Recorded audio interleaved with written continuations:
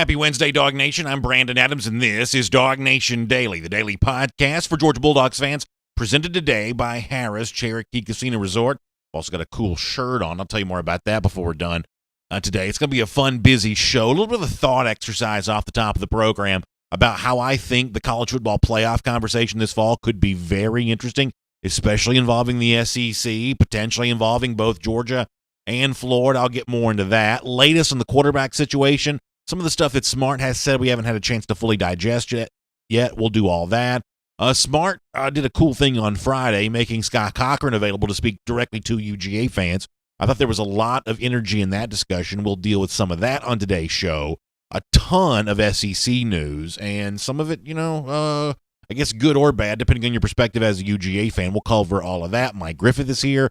We are fully loaded. I feel like I say that every day. Hopefully that doesn't veer into the direction of being a cliche, because we like to think we have a big show planned each and every day. We'll try to prove it to you next as DawgNation Daily, the daily podcast for Georgia Bulldogs fans, presented by Harrah's Cherokee Casino Resort, begins right now.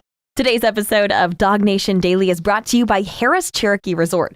Find us online at caesars.com/Harrah's-Cherokee.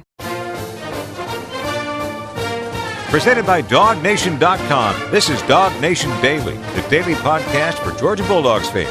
Here's your host, Brandon Adams. Do you remember a couple of years ago, Georgia and Auburn, who had played every year since, I don't even know what, like late 1800s, I guess. It's the Deep South's oldest rivalry, and every year the game kind of felt the same way, except in 2017, it was unlike it had ever been before. Georgia and Auburn played in November, then they played again in December. These two rivals that had more than a century's worth of history against each other all of a sudden found a way to make it feel fresh and new, just as recently as a couple of seasons ago, playing twice in the same year. I think there is some version of that could be possible for another one of Georgia's rivals here this year, the Florida Gators. Let me see if I can explain this. This has been kind of kicking around in my head for a few days. Sometimes I don't always sleep as well as I possibly could, and part of the reason why sometimes I don't is because I get weird thoughts in my head in the middle of the night, and this is probably one of those weird thoughts that I had a few nights ago. And let me see if I can kind of lay this out in kind of an orderly, sensible way, and we'll talk about it for a couple of minutes. I think that this year, in a year in which the Big Ten's not playing, the Pac-12's not playing, we've got 3 of the 5 Power 5 leagues playing, but 4 playoff spots available. So if you look at non-SEC teams that have a chance of making the college football playoff, obviously Clemson would be one. We've seen them win national championships, be a fixture in the playoff. I don't care, how big of a Georgia fan you are, you're willing to acknowledge that Clemson's a legitimate playoff team. I would also say that playing in the ACC this year, Notre Dame is kind of one of those teams too. The Irish have been a playoff team before. The Irish will be a favorite in most of the games they play this season as an ACC member. Notre Dame obviously brings a big brand with it, so they'd get extra consideration from the College Football Playoff Selection Committee. I would say that Notre Dame is a non-SEC team that's a legitimate national championship contender. In the Big 12, I think we have 2 teams. Obviously, Oklahoma's been in the playoff a couple years in a row. They haven't performed very well when being in there, but they have been in the college football playoff. You'd have to say that at this point in time, they are a legitimate contender to make the postseason once again. The other Big 12 team that I would put in that discussion is Texas. And yes, I know there's always that joke about Texas being back and people making those predictions and having them not come true. Just to be full transparent here, I have selected the Longhorns to make my own college football playoff. I felt that way back when we thought all 5 Power 5 leagues might be playing. I think Texas is recruited better than some people realize. I think they've been a little closer to Oklahoma than maybe, some people have given them maybe some credit for. Obviously they've been let down against some non-ranked opponents. They've lost some games they shouldn't have. But I think that Texas is a real team this year. So those are my 4 teams outside the SEC that I think can make the playoff. Texas, Oklahoma, Notre Dame, and Clemson. If you force me to reach and find a few more, I start getting to teams like North Carolina, who I think is pretty good. Iowa State, who I think is pretty good. Maybe Oklahoma State, they've got a good running back. But at this point in time, I'm really reaching and grasping for straws.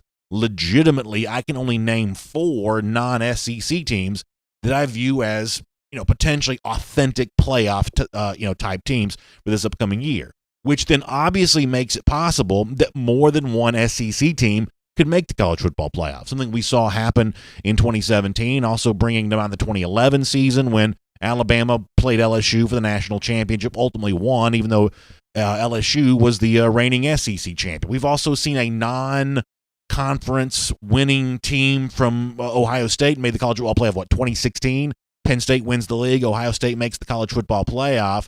They kind of got that done there. And the one thing that you see as a pretty consistent theme, especially in the SEC, when a team that doesn't win the SEC puts itself in contention for the college football playoff, it also seems to do that without being a division winner. That's what Alabama did in 2017. So if a second SEC team makes the college football playoff this year in a season in which there aren't a ton of non-SEC teams who you really view as all that viable to get that done, to me it stands to reason that a team that doesn't win the division has a much better chance than the SEC runner-up. We saw Georgia in 2018, who I think had a pretty strong case to be one of the 4 best teams in the country in 2018, made the SEC championship game, played Alabama very close, came up just short, and, got some talking heads on TV support, but no real consideration, it would seem, of staying in that top 4 even after playing a close game in the SEC championship. But your best chance, I would say, of making the playoff as a non-SEC champion is to also not be a division winner either. Taking that extra loss in the SEC championship game just becomes a pretty easy way for the powers that be with the College Football Playoff Selection Committee to disqualify you from contention. So who does that leave then? If we assume for a moment that the 2 favorites in the division, Alabama, Georgia, reign, they end up playing for a second time in December, and we'll hold off on, kind of who even wins that game for a moment. But if we put those 2 teams in the championship, who does that leave then as, possible second SEC teams into the college football playoff? In the SEC West, you potentially have a few. It could be a program like Auburn, who I think is better than some people have given them credit for. It could be a program like Texas A&M, who did add Florida to its schedule, but for the most part still plays a more manageable schedule than we've seen the Aggies play in a couple of years here. Some people may say don't disregard LSU as of yet. We'll, I guess, wait and see after all they've lost, but there are a couple of candidates for that in the SEC West. And then we get to the Florida Gators. And this kind of brings me back to where I started a moment ago, that in 2017 we saw a rivalry that had existed for a long time, Georgia and Auburn, the Deep South oldest, take on an exciting new twist when these 2 teams played for the second time in a season in the SEC Championship. I think there's a chance there could be a new chapter kind of open up for Georgia and Florida this upcoming season as well, because for the most part what we have seen in recent years is that once the cocktail party is over, we for the most part stop talking about the loser in that game, and that loser now the last 3 years have been the Florida Gators. 2018, 2019, Dan Mullen's had them as a pretty good team, ranked in the top 10, but ultimately losing to UGA and completely inconsequential again after that. If the same thing unfolds here in 2020, these 2 teams meet in Jacksonville, Georgia wins again for the 4th straight year, 3rd straight year with Dan Mullen as Florida coach, I think the results this year could actually feel a little bit different on the basis of what I just said. An SEC team that has a very good season and potentially not quite SEC division winning good, but still, 9-1 maybe, still kind of hanging around there in the mix for all of this. That team could very much still be alive for the college football playoff. Consider this for a moment. We've already talked about the possibility that Georgia may play Alabama twice this season. We know they'll play in the regular season. There's a huge assumption that they could also play again in the SEC championship. Have you thought about the possibility, in a year in which there are only 3 Power 5 leagues playing, 4 playoff spots available, a strong possibility that 2 SEC teams make the playoff? Have you thought about the chance yet that maybe Georgia has to beat Florida twice to win the national championship this year? Now, compared to who you might have to play in a normal situation, playing Florida for a second time might not be all that scary for the average Georgia fan. But it is at least something to consider here, that this rivalry that's existed for a long time and felt a certain kind of way for a long time could feel very different this upcoming season, with the possibility of multiple playoff spots being available for the SEC team. A team like Florida, if it doesn't win the division, maybe having an argument over, as I said before, if you're comparing to Oklahoma or Notre Dame, teams like that, the Florida argument might not be too bad. Could be an interesting thing to consider as we head towards all of that. All right, with that said, let me kind of shift gears here and do something else just for a moment. I want to examine more about the quarterback situation at Georgia, the ongoing competition that now seems to be between JT Daniels and Dwan Mathis to be the starter now that Jamie Newman is no longer in the mix. And one of the things that kind of hangs around when it comes to JT Daniels, he's apparently practicing, he's apparently scrimmaging, But we've been told that if tackle football were slated to take place today, or at least as recently as a few days ago, he wouldn't be eligible to play in that game.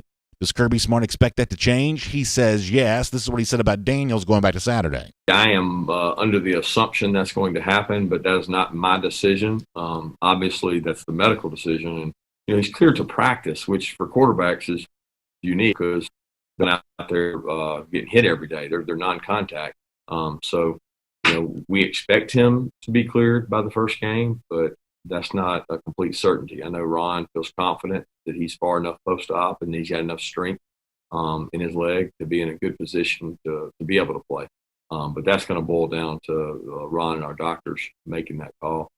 I mean, listen, I assume that Daniels will eventually be healthy as well. What I also hope is that as we get closer to the start of the season, we start hearing, I'm saying this as a fan who just wants Georgia to win games, that we start hearing Smart speak in a confident way when he discusses Daniels. We're hearing this from some SEC coaches as they're talking about their own quarterbacks in competition. I'll make the comparison to some of the stuff that Nick Saban has recently said about Mac Jones. We presume there's a chance that eventually Jones is overtaken by the true freshman Bryce Young, who's coming into that program. But as of late, Saban said some somewhat complimentary things about Jones. I'd love to hear Smart's tone about JT Daniels kind of go from pushing him to be as good as he can be to comfortable with kind of where he is as the season begins. Up to this point in time, we haven't necessarily heard that yet from Smart, but it's also fair to point out that that's pretty much the way that Smart always talks about quarterbacks. How about the other guy in this situation, Dwan Mathis? There was something in particular that Smart said about Mathis the other day that I think is pretty important in terms of handicapping his chances of eventually being in the mix to be the starting quarterback for Georgia. There was something Smart that said on Saturday that I think really matters. Let me let you hear from Smart on that topic. The advantage that he got is that he got to go on the scout team a lot because once he was not medically cleared, and if you remember, he wasn't really cleared to do anything until past May.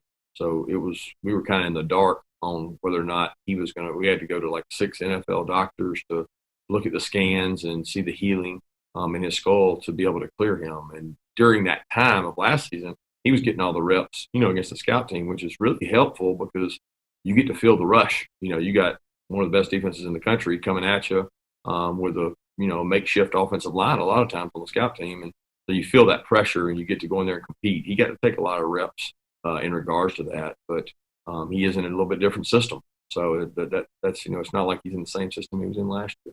I think that's really interesting when it comes to Dwan Mathis, that the assumption here is that Mathis, wasn't really involved in the situation at all last year because of the brain injury. And obviously when it comes to, full-on tackle football, Mathis probably couldn't have participated in that last year, but he was practicing by the end of the year. People have told us that. Smart himself confirming that with those words there. As a scout team quarterback going up against one of the nation's best defenses, Mathis hasn't yet played in a game, but as far as being a participant in practice, he may have done some more of that than some people possibly realize, which in terms of preparing him to potentially play this season, I think the experience gained from those practices, I think it does matter for Mathis a little bit, and it almost makes me wonder if it matters enough that Smart and Georgia and offensive coordinator Todd Monken would consider playing 2 quarterbacks early in the year, maybe not fully splitting those reps, but at least giving Mathis a chance to contribute to this Georgia offense. I'll give you another clip here from Smart that also kind of stirs that thought in my mind of, maybe even if JT Daniels is the starter, there's still potentially a role for Dwan Mathis. Let's see if you can read between the lines on this clip from Kirby Smart that leads you to the same conclusion. Yeah, I don't know that we're getting a full read ever. We're not getting a full read on any of them. I mean, Dwan steps up to scramble today, and you're having to make a determination of did he get sacked or did he not. That's really never fair. And the only way to make it fair is to make it live. And that's a tougher decision, and it's a decision that we've actually thought more about this year than we ever have before. But both JT himself, Carson, they have mobility. And even JT's got some mobility with the knee brace on. But Dwan certainly is ahead of them in regards to that. So it's a hard measuring stick because you're trying to judge whether the guy was down or not down. Did he break the tackle? Did he not break the tackle? So no, you're not getting a full exposure to what you would like. The only way you're going to get that is A, scrimmage live, or B, play a game. And the game is next in line for us outside of some other practices to get better. sometimes I think Kirby's comments can be a little frustrating because maybe he doesn't tell us enough about what we would like to hear and what his thought process is. In that particular case, he's being pretty candid that when you're evaluating these quarterbacks in practice, sometimes it's tough to know, would Dwan Mathis be going for a big run here? Should this be considered a sack? Which I think leads us to believe that during these scrimmages, during these practices, they're really trying to evaluate what he brings to the table from a running standpoint. Here's the honest truth. The Georgia offense last season left a lot to be desired, but there's still a lot to replace from that offense, rushing yards in particular. This group was down from where it had been in 2018, but DeAndre Swift's not here anymore. There's some kind of unproven commodities at the tailback position a bit, and Georgia's got to try to find a way to get as many yards as they can. Maybe Dwan Mathis's legs do provide you a chance at some easy yards here this season. I have to admit, I'm a little concerned, speaking as a fan here for a moment, at the unsettled nature of the Georgia quarterback spot right now, but I'm also open to whatever Georgia needs to do to find yards and points, and maybe using the athleticism of Dwan Mathis to be matched with what you think may be JT Daniels pretty comfortable in a Todd Monken-style offense.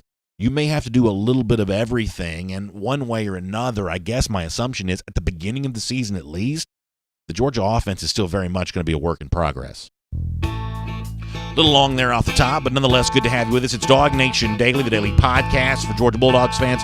We're presented by Harris Cherokee Casino Resort, and good to have you with us no matter how you get to us today, live on video, 10 a.m., Facebook, YouTube, Twitter, or the radio at noon on Athens Sports Radio 960 The Rev, and we are available as a podcast wherever you find them, including the world-famous DawgNation.com. Huge thanks to our friends at Harris Cherokee Casino Resort for making it all possible. You got two great locations there, both about a 2-hour drive from Atlanta, really even a little less than that. The original Harris Cherokee Casino Resort and Harris Cherokee Valley River. These are beautiful places, great accommodation, rooms to stay in, a gaming area, and really even the same, restaurant, spa, all of the stuff that you kind of come to expect from these great resorts, still in place right now, and even better, at a time in which we're all thinking about health and safety.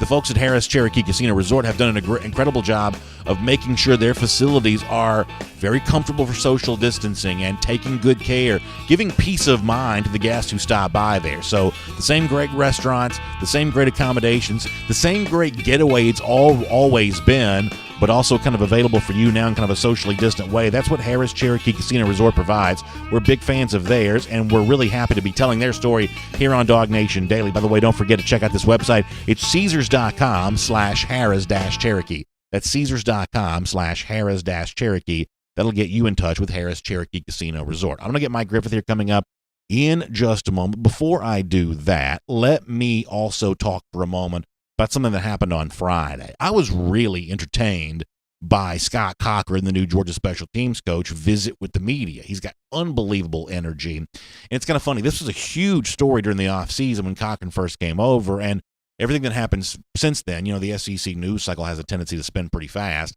Everything that happens kind of after that almost obscures what at one point in time been a really big story. So I thought it was a pretty shrewd move by Smart going back to last week to make Cochran available, and good job by Mike Griffith near the end of that discussion talking to Cochran about the decision to move away from Alabama, move to Georgia, and the idea that had he stayed at Alabama, something we've talked about on the show before, that maybe Nick Saban was going to step up, do what's right, and give Cochran a chance to advance his career.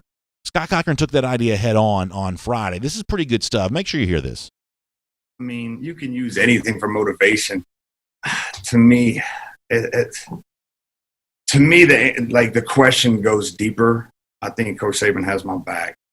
I worked for him for 18 years. If the position would have been open there, probably would have been a possibility. But for me, I want to work for Coach Smart.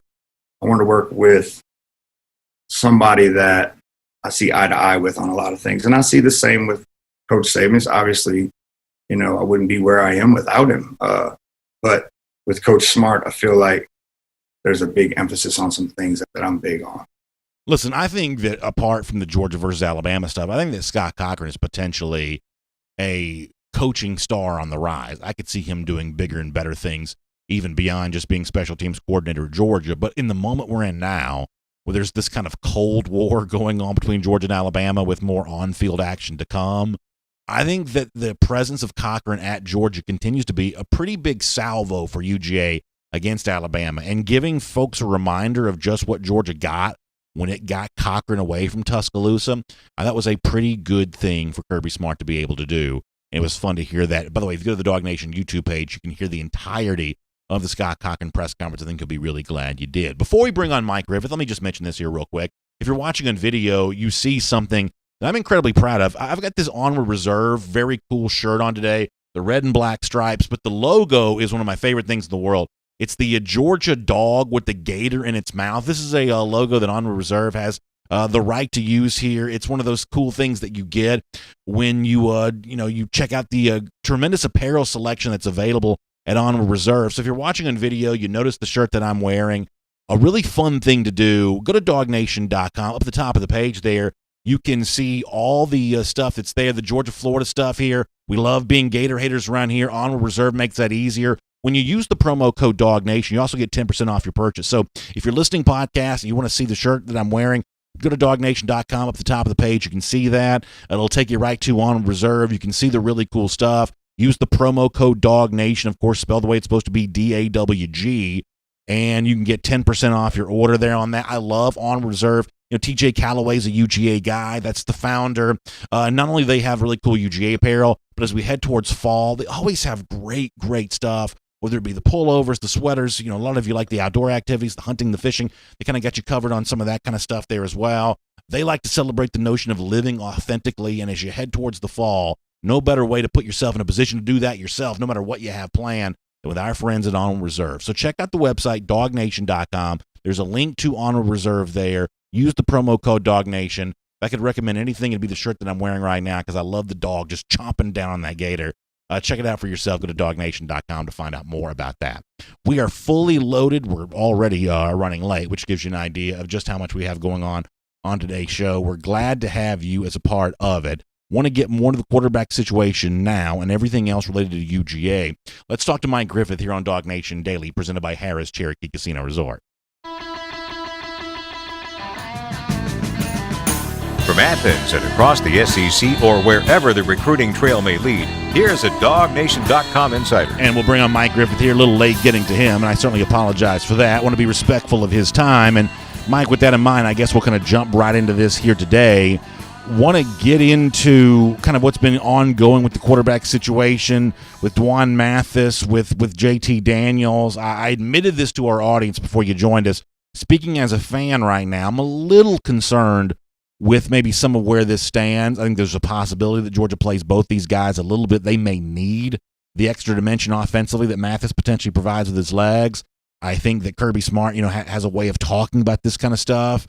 You'd like to hear him, grow a little more confident in how he discusses this particular topic as we head towards the first game of the season against Arkansas. I guess if you're a UGA fan, you've obviously been listening closely here, trying to massage some sources behind the scenes for information as well. Where do you think about where the quarterback competition stands at the moment? BA, first I got to tell you something. I got to tell you that Onward Reserve's got a sale right now on hats because I've been scoping it out. I just got to tell you because I love that store. Yeah, it's a great but store. They got a really cool sale on hats right now, so let me just say that real quick. Good to know. Thanks for the heads up on that, Mike. Appreciate that. No, you got to say seriously. The quarterback thing is it's fascinating. It really is when you think about how it's constantly changing, and you see what JT Daniels has done in a short time. I mean, here's a guy who's still not even 100%, and he's running first team and taking reps. Obviously, Kirby likes what he sees from Daniels. Dwan is a major talent, but this is new. I mean, the thing that you've got to remember about Dwan and Carson Beck is they've never played college football. They've never played college football, and they didn't even have the benefit of going through the spring. Now, last year, Dwan got some work with the scout team, and he had some predisposed plays to run and things like that, but not a lot, really. He was really recovering, into the season and didn't play real football. I mean, the last time Dwan Mathis got hit in a football game was, 2018, right? So, I mean, he hasn't played in 2 years. Carson hasn't played since the end of 2019. So Carson hasn't played in months. And JT, to be fair, JT hasn't played since the start of fall of 2019. So there's rust on all. The difference is JT Daniels has been in a pro-style system for 5 years. And I think Carson had some of that in Jacksonville, but modern-day high school is a football factory, the Trinity League. I mean, you look in the SEC right now, there's 4 quarterbacks from that 6-team, S-I-X, 6-team California League. There's 4 of those guys on SEC rosters. Okay, so, JT comes from a football factory. He's got a full season under his belt. He's familiar with pro style. Obviously, there was something Monken liked about him when they signed him and something he liked about Monken. So you've kind of got a guy that's kind of the hand-picked guy of your new offensive coordinator. It's pretty clear to me he's head and shoulders above the rest once he's cleared from the knee. Now, to your point, you better believe they're going to play some Dwan Mathis and Carson back because it's a 10-game SEC season, and if anybody knows what a number 2 quarterback can do to a defense, it's Kirk Smart. So, a lot to unpack there. Let me do one thing on Mathis, then I want to do a good bit more on JT Daniels. You mentioned that Mathis hasn't played, and that's obviously one of the knocks against him, but based on some of the people that I've talked to and based on what Smart himself said a moment ago, I do think Mathis practiced more last year near the end of the season than some people realize, and I'm not telling you that practice alone is enough to prepare you for the following season, but in terms of just seeing what a very good defense looks like as scout team quarterback, I do think Mathis may have gotten a little bit more of that near the end of last year than maybe some people realize. He did, but I don't think that's where the growth is needed for Dwan.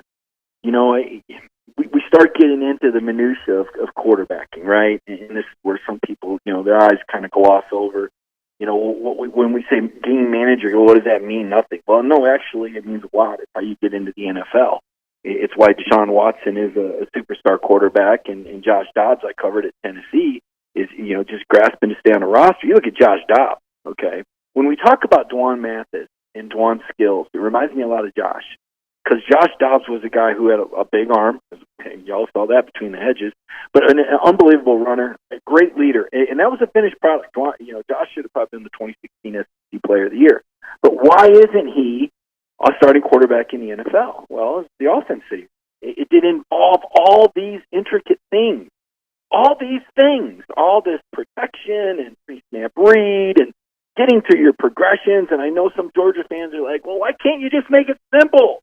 Well, because it takes away the advantage that the quarterback has of always putting you in the right play.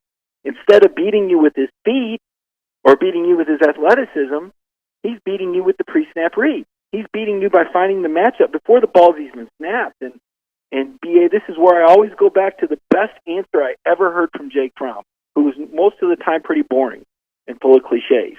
But at the combine, I said, Jake, what do you tell people that say you're slow and you can't get out of trouble?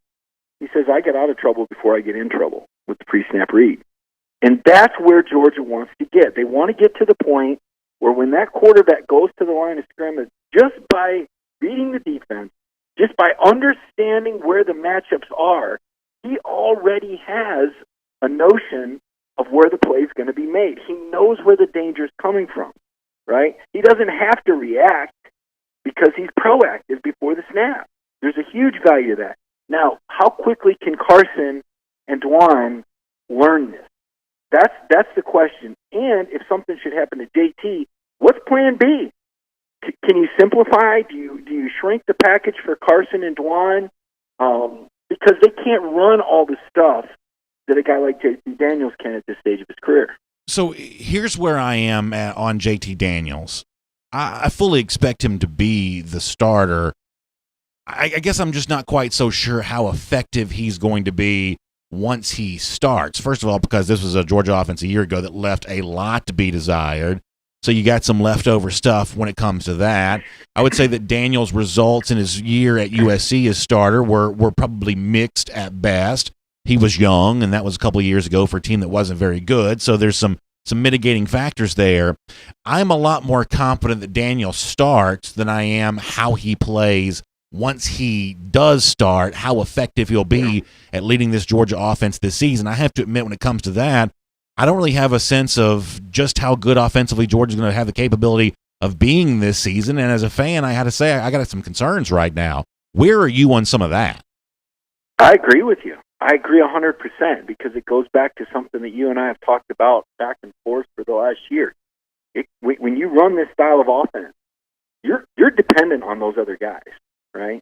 A flare pass to Clyde Edwards-Helaire is different than a flare pass to the Navy running back. Same play, same X and O, same matchup. It comes down to playmakers.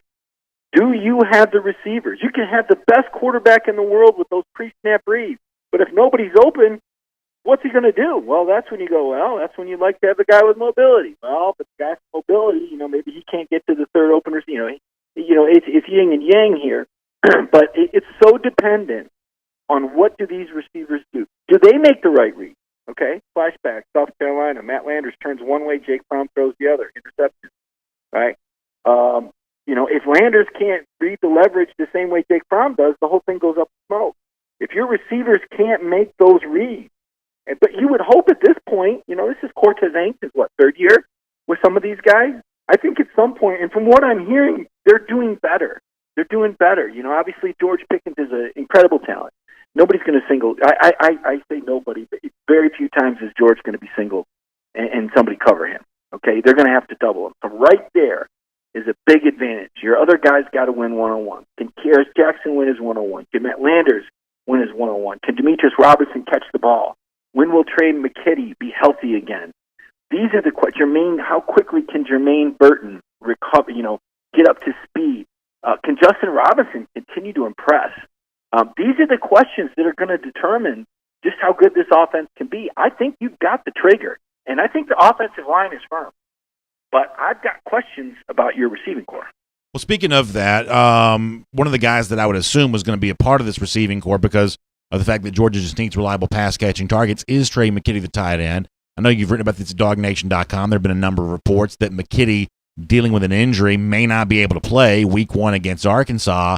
And, Mike, I do view this as a pretty sizable loss for Georgia. As I said before, McKitty's a guy that I expect to be a pretty big part of this offense. And I do think the job of just finding enough yards and points, Arkansas is not a very good team, so maybe that's a factor here as well. But just in terms of being the best you can be offensively, I think McKitty's a part of that equation. So, I'm definitely paying close attention to the health news when it comes to McKitty, and what we've gotten thus far as of late, at least for the beginning of the season, hasn't been too good. Yeah, no, you're absolutely right. The news that he had an arthroscopic procedure yesterday, typically the window on that's 3 to 5 weeks. He's probably out the opener. I would guess they hold him out against Arkansas. You darn it, Washington. There's a reason he went out and got this big guy. And he had a nice catch in the scrimmage. I was told he's doing okay. He's lost some weight. He came in at 273. They wanted him to drop 10. He looks good, but again, it gets back to what can he handle? What can he handle? And tight end's a tough spot. That's arguably the toughest, next to quarterback, arguably the toughest spot to play on offense because you're asked to block, you're asked to route, you're asked to catch passes, run after the catch, know the whole offense, move around a lot of places. So what can you do with Darnell right away? And then what about the guys behind him? Rylan Godey? I've heard he's made some plays, right? Maybe there's a budding star in the ranks. You've recruited well. And it's time for some of these names to emerge. I think your concerns are very well-founded. I think this is real. I'm with you. Even if J.T. Daniels makes the right read and can throw a guy open, does the guy make the play on the ball? Can he get open? Can he make the play on the ball? Will he run the right route? Will he control his emotions? The receiving corps to me is the flashing red light.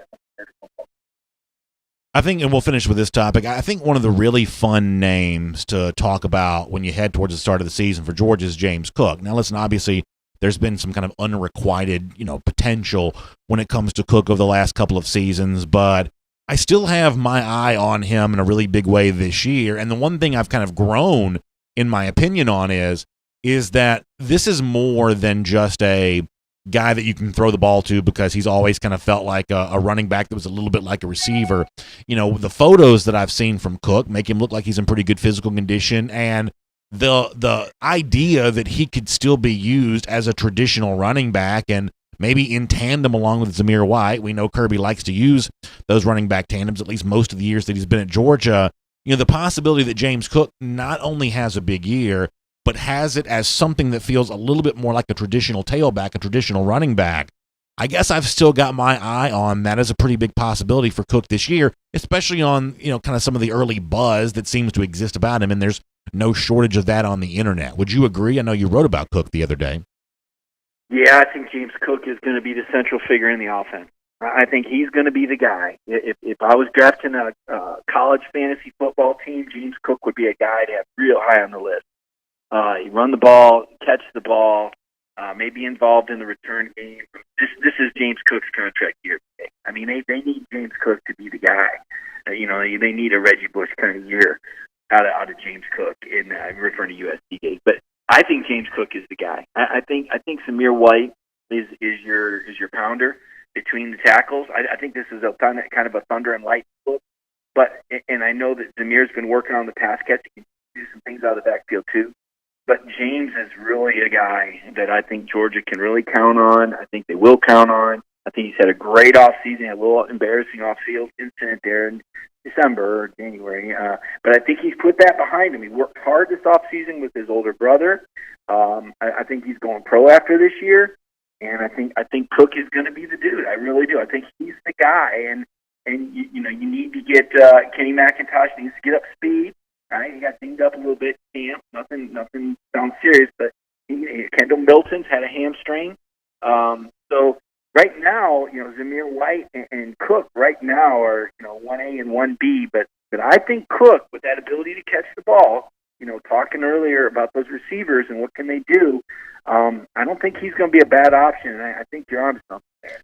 Yeah, it should be fun to see. Mike, really good coverage from you at DawgNation.com. Get a fun interview today. We'll hear from Georgia running backs coach Dell McGee. You can see the full press conference on the DawgNation video channels at some point in time, and I know Mike will have some good coverage of all of that there as well. So pretty good stuff coming down the pipe here on the site here very soon. Mike, thanks for being here on DawgNation Daily, presented by Harris Cherokee Casino Resort. Really appreciate your time, and we'll look forward to getting a chance to talk to you really soon here. Thanks, B.A. Talk later, man. Let's take a look around the rest of the league. This is SEC Through. Yeah, so I think that James Cook's a very interesting figure on this team, and I guess just to quickly put a bow on all of this, I think that as Cook looks for a chance to make some money at the next level, obviously we know he's got a certain kind of skill set, right? We know that he's pretty good at catching the football. We know he brings some elusiveness, some athleticism, but the most money he can possibly make also requires him proving he can be a tailback as well. He's obviously got a brother who's a successful NFL running back. Proving that he can be also a guy that can run between the tackles, I think, is a big part of that for James Cook this season. I expect him to kind of grow there in that regard. SEC Through coming up, a bunch of SEC stories to get through. We'll rattle through quickly. Before that, let me remind you, it's Before the Hedges presented by Kroger tonight, 8 p.m. Still a relatively new time for that, so mark that down, 8 p.m. tonight on the DawgNation video channels. It's all brought to you by our friends at Kroger, the latest UGA recruiting news. Something else that Kroger brings for you as we head towards flu season. Kroger's got you covered with flu shots. We all are thinking health and safety right now as we head towards the flu season. Those feelings and that desire to be as health and safe as we possibly can, they don't change, so make sure you get that flu shot. It's actually free with most insurance providers, so if you go to Kroger.com/flu, you can learn more about that. It's Kroger.com/flu, and you can get your appointment set up today to go and take care of all of that. All right, a bunch to get to as part of our SEC Through. Let me start with five-star linebacker Smile Mondon, who I reckon is about as difficult to read as any elite prospect has been in the last few years. I don't know that Georgia fans feel great about this recruitment, but if you check some of the other message boards, Auburn in particular, I don't know that Auburn fans always feel great about this necessarily either. I guess we just don't really know as of yet. I did see from Mondon on Twitter within the last 24 hours that he's going to put out the call for a videographer. Sometimes this means commitment video. Sometimes maybe it doesn't. Maybe he's just got a message that he wants to get out there. But he is kind of calling for the videographer here. Could possibly mean that Mondon's getting ready to make some sort of decision, some sort of announcement. Possibly that means a commitment here. As I said before, I don't know that Georgia fans feel great about Smile Mondon's recruitment at the moment. This is one that maybe you feel like Georgia would have already won. The fact that it continues on into the year like this makes you wonder about it a bit. But the Mondon story that's out there right now is he's seeking a videographer for something. Sometimes that means commitment video. We will see how it goes. Speaking of Auburn, they've dealt with some COVID challenges as of late. I know that Tennessee had to miss its scrimmage on Saturday, turned the scrimmage into a regular practice. I think the number was like 40-something guys that were not available to practice. Some of those were positive COVID tests. Some of those were just quarantines because they came in contact with the guys that tested positive. I've been asked how I feel about this, what all this means, and I guess the only thing I'm going to lean on is this. And we've seen the same thing with like some of the cancellations. I know that Baylor and Louisiana Tech were supposed to play this weekend. Now they're not. Those are not Power 5 versus Power 5 games. We always knew the lesser schools were going to have trouble with this. And for the SEC, one of the smart things they did was, while practices themselves are limited, the number of scrimmages you have to a degree are somewhat limited as well, the length of time before the start of the season was intentionally made long so you could have a little bit more of an on-ramp. So I'm going to continue to kind of lean on that coaches, I believe, have been comfortable canceling scrimmages, or in Auburn's case, earlier canceling practices.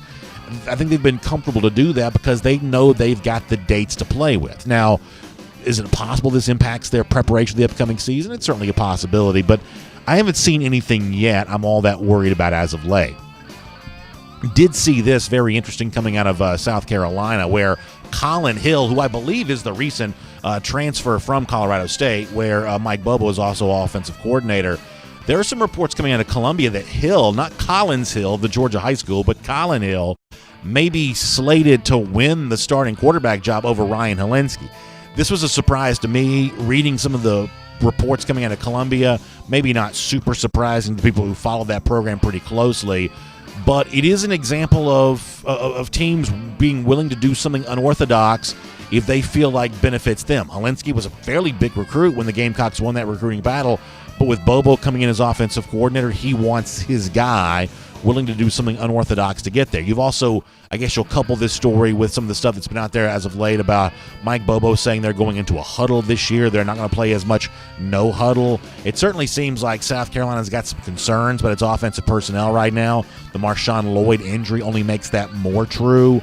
So, Bobo, I think, wants to be an impactful offensive coordinator. I guess the question in Columbia is, do they have the horses to get that done? A couple other SEC through stories to get to here for a moment. I think the very opposite situation may be going on at Tennessee. I saw some quotes recently from Tennessee quarterback Jared Garantano where he spoke about how confident and comfortable he's feeling getting ready to go into year 2 working with Jim Chaney. Now, listen, I'm not reading every piece of Tennessee news that's out there, but the best that I can tell, as of right now, you're hearing very little coming out of Knoxville about Harrison Bailey eventually emerging as a freshman, or Brian Maurer or anybody else. It seems like this job belongs to Garantano for the moment here. It seems like they've fairly well pegged him there in that spot. Now, I'll remind you about this at Georgia. Jim Chaney's an offensive coordinator, much better year 2 than he was year 1. Jake Fromm, working with Jim Chaney as offensive coordinator, much more comfortable in year 2 in 2018 than he had been as a true freshman, admittedly, going back to 2017. That we do see Chaney seemingly get better year over year. I don't think that Tennessee's a very good team. I think they're going to struggle to even get 500 in an all-SEC schedule here this year. They do play Florida at the end of the season, and as I said before, that game may matter for playoff implications, even if Florida doesn't win the SEC East. But Chaney working with Garantano, making something of the Tennessee offense, even with unproven running backs and a lot to replace at wide receiver, that Garantano-Chaney combination may be worth paying attention to. And then finally, I'll mention this here very quickly. When Mike Griffith was with us a moment ago, he mentioned the 5-star tight end that Georgia signed as part of the 2020 class, Darnell Washington. Remains to be seen what Washington will do this year at Georgia. Obviously, expectations are high because he was a really fun recruit, incredible athlete, one of the most unique-looking players you'll ever see.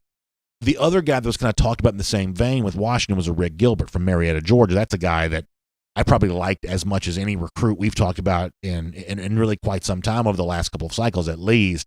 The early buzz coming out of Baton Rouge is that a Rick Gilbert is doing very, very well in those preseason practices. And I guess at this point in time, I expect a Rick Gilbert to be a big part of the LSU offense. I'm also starting to be of the belief that maybe there's been so much talk about what LSU has lost. They've gone from being an overrated team to now being slightly an underrated team. They're still going to be a favorite in at least, I would say, 7 games they play this season. Still a lot of young talent there. Gilbert is an example of that. So for Georgia fans who remember Gilbert from the recruiting trail, you may be seeing a lot of him on SEC highlight reels this fall. Expectations are that he's been a big part of the story for LSU so far this season, and we'll make that your SEC through. And here on DawgNation Daily, presented by Harris Cherokee Casino Resort, let's also get ready to roll into what is going to be an incredible football weekend here with some real live, Power 5 opponents playing. First Power 5 opponent of the season. Game of the season comes up Thursday when Miami takes on UAB. More games coming after that. It's NFL action with the season kickoff on Thursday, then a full slate coming up on Sunday. Let's do a preview of the football we'll see this weekend ahead of Georgia getting going a couple of weeks from now as a part of our MyBookie Best Bets. And I want to make a few cases for a few of these teams here this weekend when it comes to the MyBookie Best Bet. So let's go ahead and show that. We'll start on the college side here first. I mentioned before that I only think that there are 4 non-SEC teams who could make the playoff, 2 from the ACC, Notre Dame and Clemson. If you force me to start thinking about another, North Carolina is one of the teams that I would think about. They get a chance to host Syracuse on Saturday as 22.5-point favorites. Sam Howell, I believe, is one of the best quarterbacks in the country. That was true when the other leagues were also playing. This is the kind of game where I look to see Mac Brown put up a big number, 22.5-point favorites. I like UNC to try to pour it on Syracuse on Saturday. Game of the weekend may be Louisiana Lafayette and Iowa State. Iowa State's another one of those non-SEC teams that could make some noise. I think Louisiana is better than Syracuse. I could see this game being closer. Watch out for the underdog, keeping that one a little close. Florida State starts the Mike Norvell era. Georgia Tech's terrible. I expect the Seminoles to try to look good in the season opener for their new coach. Wake Forest is at home versus Clemson. This is college game day, by the way. 33-point underdog is Wake Forest. They've had Jamie Newman transfer, Sage Surratt opt out. I'm not even sure they even have any players left over.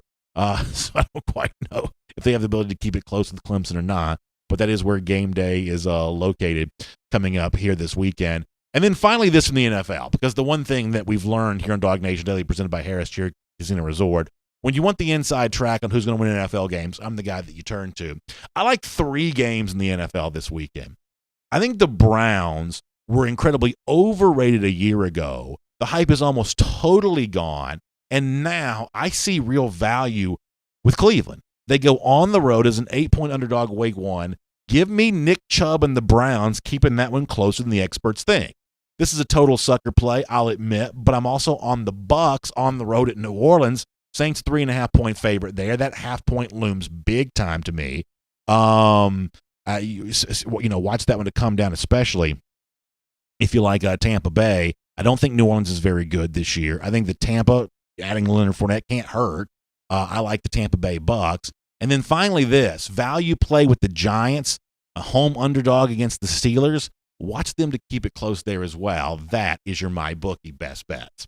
And as we wrap up here, I'll also say, make sure you check out our friends at MyBookie. You want to get some excitement going down as you head towards the start of the year. It's winning season at MyBookie. That means you get a big first deposit bonus.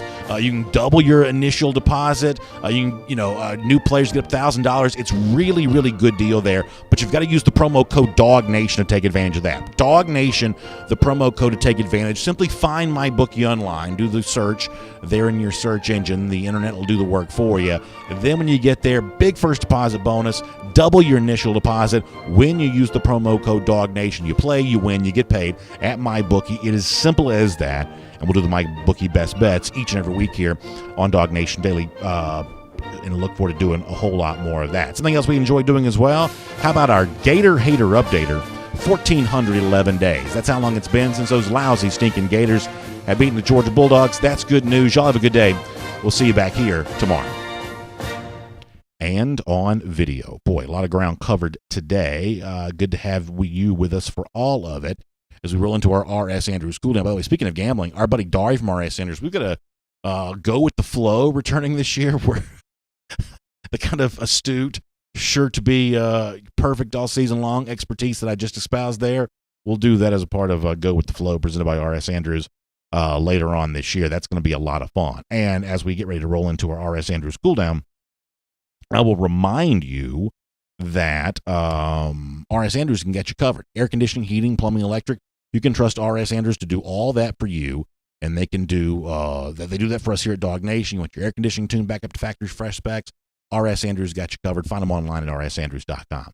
We've got a big day today, just to be completely honest with you. John Stinchcomb and I have a lunch coming up at Marlowe's So I got to run through these kind of quick on some comments. We've actually done a pretty good long stretch of comments as of late. So let us do some, and we'll get ready to roll here. Reggie 410 says Bama and UGA got the best. He says WB rooms. I don't know if the W is supposed to be an R and he means running back rooms, or if the B is supposed to be an R and he means wide receiver room. I still like those Bama receivers a lot. You know, the Florida receivers, I don't know. I mean, I think what you lost a year ago with guys like Van Jefferson, you know, I mean, I'm not even sure where Tony and who's the kid from Pensacola again? What's wrong with me? The guy we've talked about a million times. I'm not even sure where those guys, where their head even is right now. Let's see what else is going on. Johnny Underhill says Mathis running the wild dog offense would be a good idea. Yeah, when Mathis comes in, I don't want him to just be, as you say, kind of wild dog type player, because I think that becomes really predictable. I think that's what was awful about Justin Fields in 2018. Every time you ran in, you sort of had an idea of what George was seemingly trying to do. They didn't let him be him. I want Dwan Mathis to have the freedom and the flexibility to be himself, do his thing.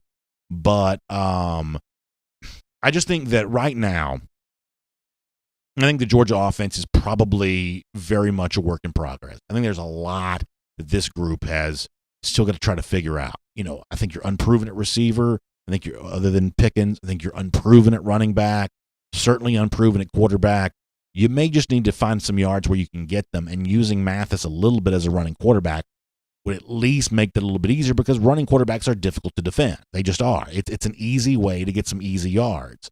And if he can also provide the dynamic throws with his arm, all the much better. But you may just have to have, that running quarterback in there a little bit, because you may just need to find some yards. As of right now, I do not expect the Georgia offense to begin the season gangbusters. I just don't. And maybe that's like Larry Munson and me just being a little too pessimistic. Maybe I'm, just misevaluating the situation. But I do not have expectation this Georgia offense starts the season gangbusters right now. I'm probably a little lower on this offense than I hoped I probably would be to begin the season. Christopher Wilson says offense has to show improvement this year. Otherwise, elite skill players, recruits will start to look elsewhere. I think that's absolutely true.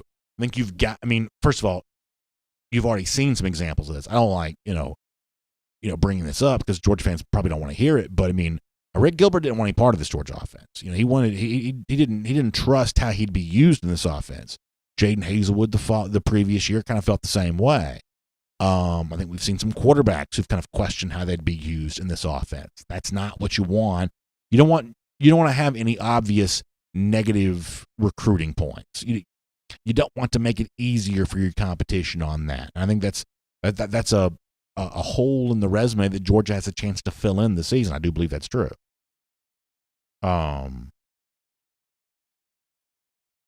Let's see who else. And Jerry Dogs fan says we have a great stable of running backs that can lead the offense early. I would say that that's certainly the hope that you have, but you have to be honest that these guys haven't proven that yet. It doesn't mean they won't. And most teams would trade places with Georgia's unproven running back talent. But this is different than, like, say, a year ago when you knew you were bringing back DeAndre Swift, who had had a great year the year before. There's a very good chance that, White and Cook and Milton and all these guys are as advertised. But there's at least some need to make them prove that before you, just, sort of guarantee it right away.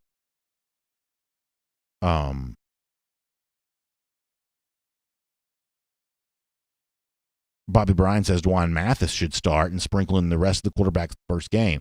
We shall see. I'm guessing this is going to be a pretty big week for all that kind of stuff.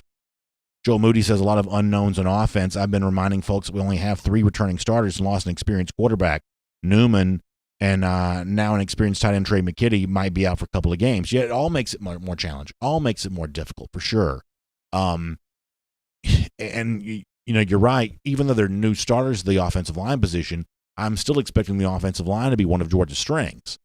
There's a chance maybe that's not true. Best offensive line in the country, I guess that remains to be seen, but good enough to get the job done. That is my expectation for Georgia. I think you should justifiably feel pretty good about 4 of these starting spots. We haven't seen a ton of Justin Schaefer during his career, but I think we would have seen more of him last year had he not gotten hurt. He had the neck injury. But this was a guy that just kind of below the Cade Mays, Jamari Salyer level, the sort of your 6th and 7th offensive lineman. I think that Schaefer was the clear 8th guy there and a pretty good one. So I think if he's your starter at left guard, you feel pretty good about that. I think Cleveland has kind of turned into an underrated player for Georgia at right guard. I think Trey Hill's one of the better centers in the SEC. I think Jamari Salyer would be a top-flight player at whichever position you chose to play him at. Right tackle right now looks to be manned by Owen Condon, and the reviews on Condon thus far have been really good. Surprising to me, I will say, but nonetheless, people seem to be pretty full-throated in their praise of Condon thus far. There is still a good bit of depth here, too. If you're talking about Broderick Jones as a backup, you're talking about a pretty talented player. If you're talking about Warren Erickson as a backup, you're talking about a talented player. Erickson started in the Sugar Bowl. Clay Webb's a former 5-star guy. Cedric Von Prawn is a guy that, was a very, very touted recruit, top 50 type recruit in the country, a guy that would be a candidate for early playing time at virtually every single program. Warren McClendon, he's still learning what you have in him. Xavier Truss, you're still learning what you have in him. But there's still depth even beyond the guys that we don't necessarily think of as starters here at the moment. But I think that's a good comment, Joel. Brian Williamson says, all that said, it's still a group that lost 4 starters. It could be something to watch. It's at least a possibility. Taz Ali says he thinks that Justin Schaefer will be better than Cade Mays. I don't think there's any reason that Georgia fans should have a problem with Schaefer. I really don't. Gerald Harmon says, this is a really good comment. He says, if Mathis starts, he should get a standing ovation for about a minute. Yeah, he really should. He really, really should. It's one of the great stories, and it's a story in progress, but a very good one indeed. Matt Rukavina says, I love the trendy UK as a sleeper team in the East, a team that went 3-5 in the SEC. Talk about a lack of content lately. I think that in Kentucky's case, they're a little more of a sleeper on a game-to-game basis. I'm fairly high on Auburn. I think Kentucky could be dangerous in week 1. I think by the time you get to Georgia going on the road at Lexington after having been on the road at Alabama the week before, I think there'll be, a lot of buzz about that game. You talk about trendy. I could see Kentucky being kind of a trendy, keeping it closer than the experts think type pick against Georgia. They have a chance to be okay at quarterback. I've said before, if Gatewood's eligible, I could see him becoming the starter there. They're good on the offensive line. They're probably good defensively. Mark Stoops has kind of become what Dan Mullen used to be. When Mullen was at Mississippi State, this was the coach that media people who wanted to sort of think of themselves as smart types, they would kind of say, hey, Dan Mullen's my best coach in the SEC because he was always sort of thought of doing more with less. The guy who's inherited a lot of that lately is Mark Stoops. The media really likes Stoops as a game coach. True or not, there's a lot of affection from the media types. They respect Mark Stoops, the Kentucky coach. I think that Kentucky's a semi-dangerous team. They are probably solidly in the middle tier of SEC teams, I guess, if you want to say it that way. Arguably the third best team in the division. I think they're probably better than Kentucky. Remains to be seen if probably better than Tennessee, possibly. Remains to be seen, how they would compare against a South Carolina. But on a game-to-game basis, Wildcats probably pretty dangerous because, they're going to be physical. They'll probably play pretty good defense. Well, let's see what else. Reggie Walker says, any news on Arian Smith's recovery? I don't expect Smith to be a big part of the story near the beginning of the season. Part of that's due to injury, and part of that's when you have an injury that's sustained, near the beginning of the career. I think it does set you back a little bit. So I don't expect a ton from Smith near the beginning of the season. Jay Shipe says he thinks that Kentucky has the best line, third best defense in the SEC. I would say they're upper tier in both those areas, upper third probably in both those areas, which makes them a tough out.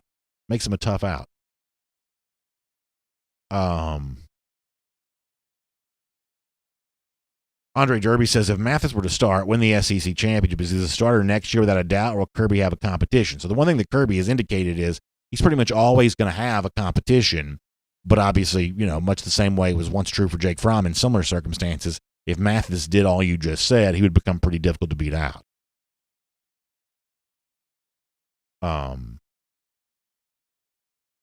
Let's see what else. Elite GB on the subject of LSU. We've obviously got some LSU fans in our YouTube comment section. As I said before, I think the situation at LSU has kind of gone from being where they were overrated, given what they've lost, seeing them ranked 5th in the coaches poll, as for instance, seemed like a pretty high standard to live up to. But now I think the course has reversed itself to the point where they are probably a little underrated. This team is still deep at receiver. Terrace Marshall, most teams would kill to have a player of that caliber. If a Rick Gilbert steps in and he's a real weapon, all of a sudden now you're adding him into the mix. I really don't know how good Miles Brennan's going to be. If Brennan is what I think he is, that's going to be a real problem for LSU. But let's say he's just okay. Let's say he's as good as what Joe Burrow was in 2018, as a for instance, which is probably still asking a lot. But let's say, he's not a great quarterback, but just kind of a solid starter. I'm starting to finally hear a little bit about John Emery Jr. Obviously, Ty Davis is one of those guys that, was probably a little ahead of Emery a year ago. Defensively, this group still got Stingley, one of the best players in the country. I always forget the linebacker that transferred in, but that's a probably, upper crust type player in the SEC. Jacoby Stevens, who Georgia fans will remember from the recruiting trail. Stevens is still a top flight starter, even though he's kind of probably played 4 different positions over the course of his LSU career. For a team that's lost as much, for LSU to still have as much talent as they do is actually fairly amazing. So I think we've kind of gone to the point now where LSU is probably slightly underrated, just based on the narrative that's been out there. Chili Vic says that Brennan's going to be better than that at the end of, and the offense is still the same. No information is coming, but so Chili Vic still liking the LSU situation for this year. Christopher Wilson says, I think we should play murder ball through the first 3 games and then see how much we can open it up for Bama. I just have too many concerns about this offense. I've got some concerns about the offense as well, but here's what I'm going to tell you. And, this is one of those things that is my honest opinion that not every Georgia fan kind of wants to hear. You're going to need the full complement of your offense to beat Auburn on October the 3rd. I think that. This is not one of those things where you can treat Auburn as a tune-up for Alabama a couple of weeks. So I'm right there with you in having some concerns about the offense. But what happened a year ago where Georgia went on the road and with very little offense to speak of whatsoever found a way to beat Auburn 21-14. I think Auburn offensively is probably better this year. Bo Nix is a year older. I think Auburn's receiver core, we typically don't think of Auburn as having very good receivers. I think they're actually probably okay at the receiver position this year, and they have some options at running back, including Tank Bigsby, who I imagine has a little bit of a chip on his shoulder when he plays against UGA. So I'm not telling you that Auburn's going to be, shocking the world, best team in the country, or anything like that. But I do think that's a good enough team that whatever Georgia's best is, they're going to have to swing those clubs against Auburn, I think. Bank 6 says, I'm worried about Auburn. It's one of the better teams that Georgia plays. They play them very early in the season. We're just kind of in a weird time where there's so much Georgia-Florida talk. I obviously contribute a lot to that. There's probably not as much Georgia-Auburn talk as they should be. I think one of the things that happens, because Georgia has dominated Auburn so much, we've talked about year after year after year, Georgia's found a way to win this game, and in some cases winning it handily. I think it's led to a situation where Georgia fans feel like Auburn's just not very much. But while Georgia has been beating Auburn all these years, and some of those years Auburn's been beating Alabama last year as an example of that. So I think the Auburn game remains pretty dangerous for Georgia, even though Georgia's got a nice streak going against the Tigers. Let me go back over to Facebook. We get ready to go. We appreciate all of you being here. Yeah, Derek Tillman, really good point. Fun weekend coming up in high school football, the big matchup between Gunnar Stockton and Brock Vandegrift. That's a great quarterback matchup. The highlights that Jeff Santel captured of Vandegrift a week ago were really very impressive. By the way, Doug Rayburn mentions about Auburn losing a lot on defense. They did, Brown, Davidson. But listen, I still think of Smoke Monday as really good safety. I think of Owen Popo has turned out to be a better linebacker than I probably thought he would have been at the SEC level. Maybe thinking of him as more of kind of one of those, star safety, defensive back type guys at Georgia. He's actually settled in as a linebacker at Auburn, I think pretty good. And I think that Big Cat Bryant's probably one of the best players in the SEC. So there's still some talent there, even with some of what they've all lost. Epic Robinson, I really appreciate the kind words. Thank you. Noah Sheldon says Georgia beats Auburn 45-14. You may be right, Noah. And if that's what happens, then you ought to celebrate it as a major accomplishment. Joel Moody says not much of a home field advantage without fans, so Auburn could be tricky if Nix gets hot. Yeah, the ways in which these teams are going to try to construct a home field advantage is still pretty interesting to me. And I think it's important for Georgia in that game, for sure. All right, we've got to get ready to go.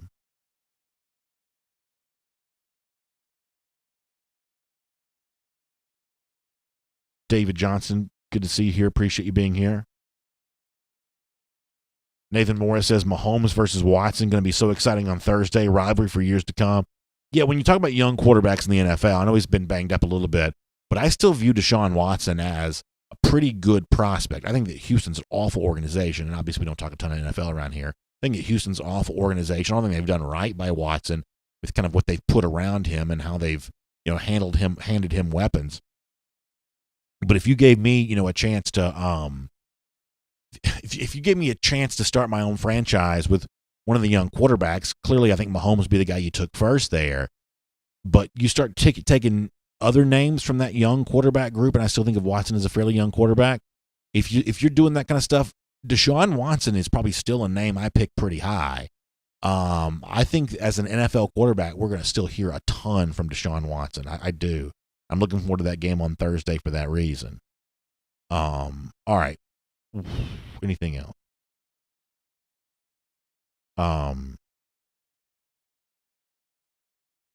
Nathan Morris. This is a very interesting take. He says that he thinks that Deshaun Watson's better than Lamar Jackson. Lamar's obviously got a lot of the hardware right now, but that playoff record does stand out for you a little bit. I'm not so sure that if I had to build my franchise around a guy, I'd think pretty long about taking Watson over Jackson too. And I know that's hard to say just given after what Lamar did a year ago.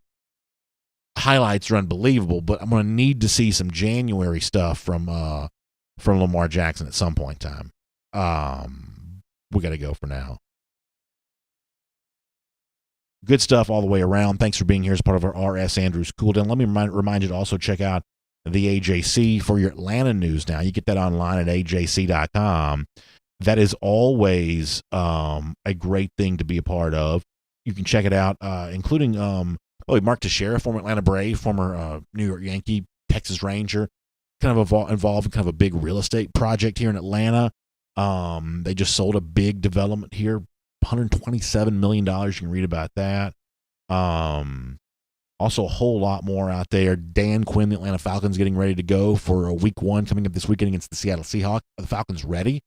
Seems like they're flying under the radar a little bit. You can find out more about that. Max Fried, I know he went on the disabled list, or I guess the injured list they call it now.